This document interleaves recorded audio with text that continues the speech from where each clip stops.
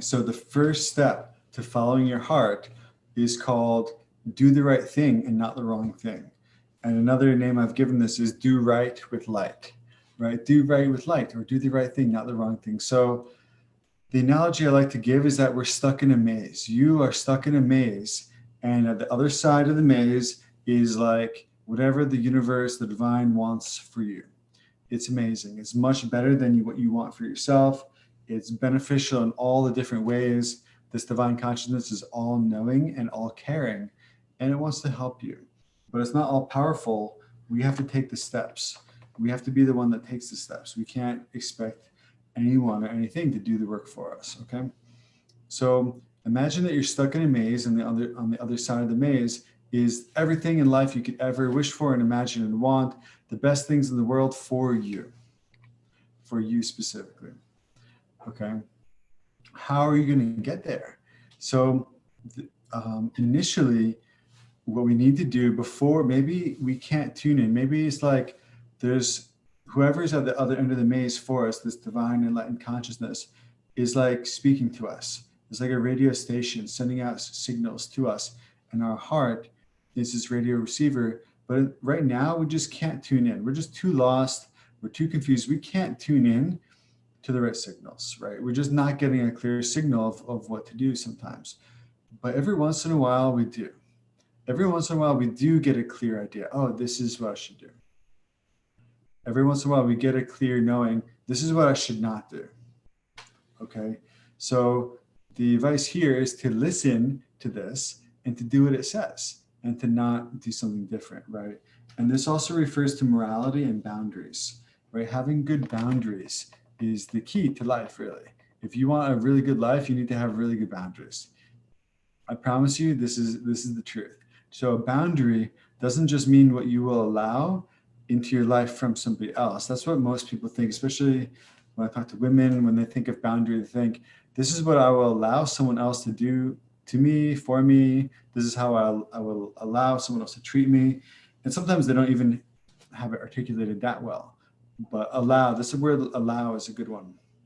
It's a decision. A boundary is a decision about what we will and won't allow into our life. But it's not just from the outside, it's also our own behavior. We need boundaries on our own behavior too, right? So this is morality. This is the structure of the whole path. If you don't have this part, you have nothing, right? You cannot build anything. If you lack this basic quality, it's like integrity is another way to say it. If you don't have this, you got nothing. Okay. So this means if you get the sense that something for you is the right thing to do, you have to go and do it. I don't care how much courage it takes. I don't care if it's hard. I don't care if you have to let go of 5 or 10 things just to go and do that one thing. I don't care if it's scary. I don't care if it's like the hardest thing you've ever done in your whole life, or that it's uncertain or whatever. If you get guidance to do a thing, you better go and do that thing. That's the truth. And not just guidance, but if you feel something's right in your heart, if you feel like this is the right thing to do, you have to do it, right? So simple example, today I was walking out of the grocery store, and I live across the street, and so I don't drive to it, I just walk. So I had all my bags and I was carrying them across the parking lot, and somebody in front of me dropped something out of his hand, and I could see it fall. And then as I took a couple steps forward, I could see that there was something on the ground. So I'm like, hey, you dropped something. And it turns out it was his credit card. Now, interestingly, in my mind, and you're probably like this too, there's just no hesitation, just very easy. This is an easy one, right? To just say, oh, you dropped something, right? And just to give it back. You know, I've dropped money before and had it returned to me. I've dropped my credit card and had people tell me, this is just the nice thing to do. And this saves this person a lot of trouble, right? So this is the kind of thing that we need to just do with no hesitation. There can't be any thought of like ourself here. Ourself, which is just like, oh, but what about me? You know, that's disgusting. That's disgusting. So, so this is an easy example, but how about other ones? How about like telling the person that you love something that they need to hear? but even though they might get mad at you for it at first, right? What about that? What about sticking up for someone or something that's defenseless?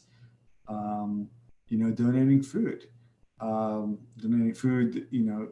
standing up for certain causes. Ocean cleanliness is one that I believe in, and I do donate to that. But yeah, basically, whatever the right thing is to you, like it'll appear. I'm not asking you to become a saint overnight, although becoming a saint or saintly is something that we all really should experience. It's a beautiful experience. So, I'm not saying I'm there. I'm not saying I'm not there. I'm just saying it's a beautiful experience. I definitely have had glimpses of what this feels like, at least. So, yeah, I want you to start thinking, what's the right thing for me to do? And what's the wrong thing for me to do? If there's ever a wrong thing for you to, do, you should not do it. I know this is kind of obvious, but basically, if you're a spiritual person who has deeper spiritual aspirations, if you want to accomplish amazing things in your whole life, if you want to manifest the best life, maybe you're a healer or a coach and you're like struggling to get your business going. In a sense, you want to manifest it, right? You want to manifest this business. You practice the other manifestations that are contained within this program and in other places. This is great. This is great. But if you don't do this step more than what you're doing now, you're not going to get the results that you want to. This is the most important of all steps. This is the ground. This step builds the ground, and if the ground crumbles and breaks, everything falls. You can start to build a mansion, a palace made of light, and you're building it. The spiritual attainments and the best life ever. You're building a palace of the best life ever. You could be doing that with all your energetic practices and whatever else. But if you neglect to stop doing the things that you need to stop doing, and if you neglect to start doing the things that you need to start doing, and you don't take the step to do right with light, then the ground is going to be really shaky and your palace will consistently break and fall, and you may never get it going, right? Like maybe your practice, your business is still stuck at like 2,000 per month, 5,000 per month, 100 per month, right?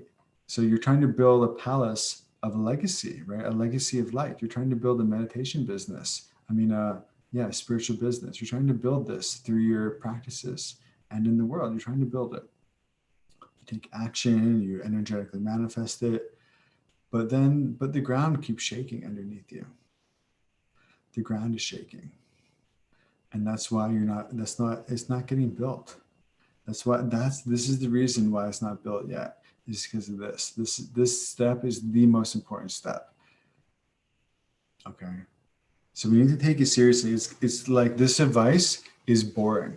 This is of all the steps, this is the most boring one, but it's also the most important one. And it's also the one that we have the most resistance to. It's not sexy. We have resistance. It feels hard. It's like, don't tell me I'm wrong. Sometimes we think that. Don't tell me I need to do the right thing. But we do. So I would suggest take out a notebook and just write down a list of like 3 things that are the right thing for you to do right now. And 3 things that are the wrong thing for you to do right now. So I'll give you a minute to do this. So just take out a notebook or iPad or your phone or just Google Doc and write down 3 things that are the right thing for you to do right now.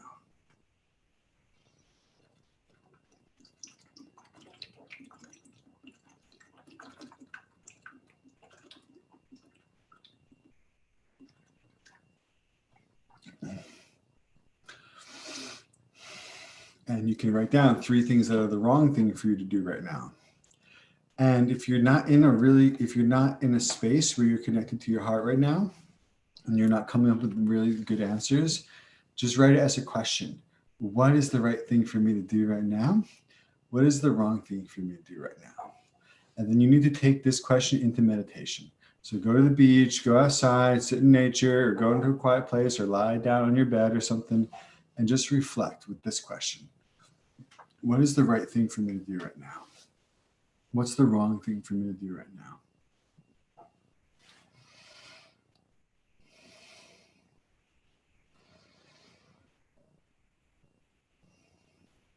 And when you get a clear answer for what you need to do and what you need to not do, the next step is, you can guess, if you know me, you'll be able to guess this. We need to make a decision. We need to make a decision. Boundaries are decisions. Boundaries are energetic decisions. We need to spend our life making strong, positive, irreversible decisions. If you want to build a palace of anything, of an amazing life, you need to make strong, irreversible, energetic decisions, positive ones. That's it. That's the main advice. This is the path.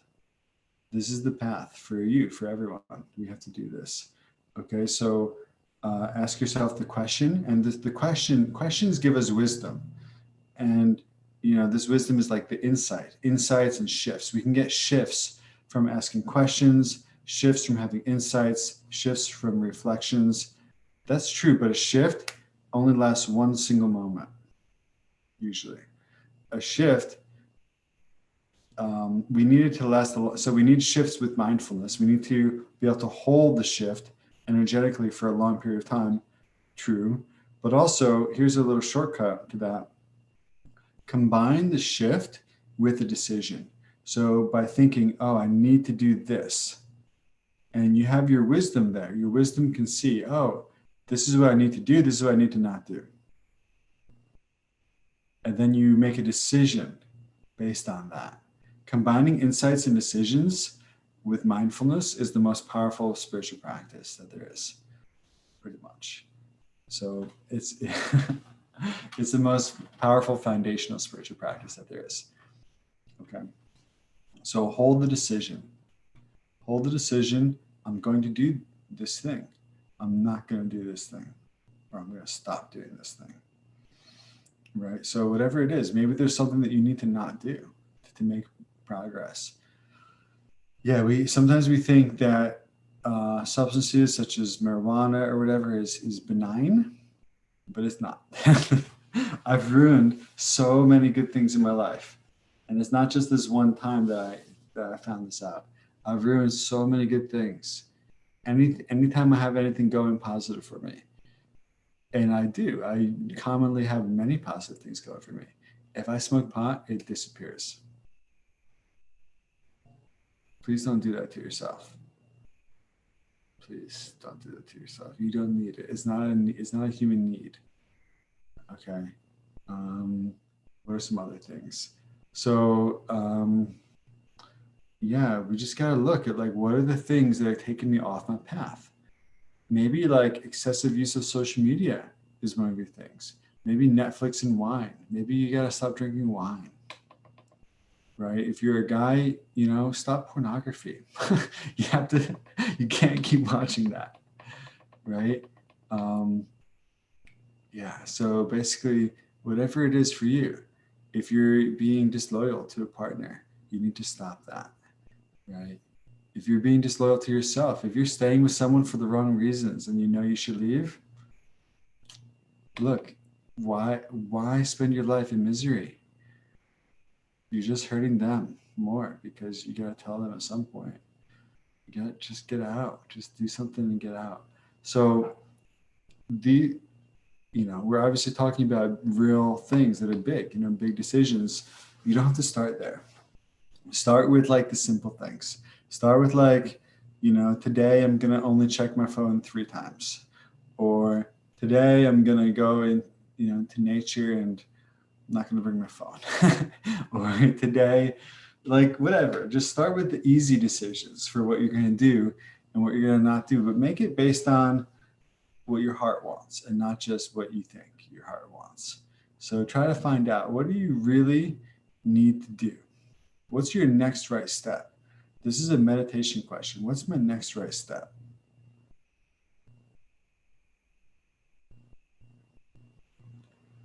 And what's interfering with this next right step? What do I need to do? What do I need to not do?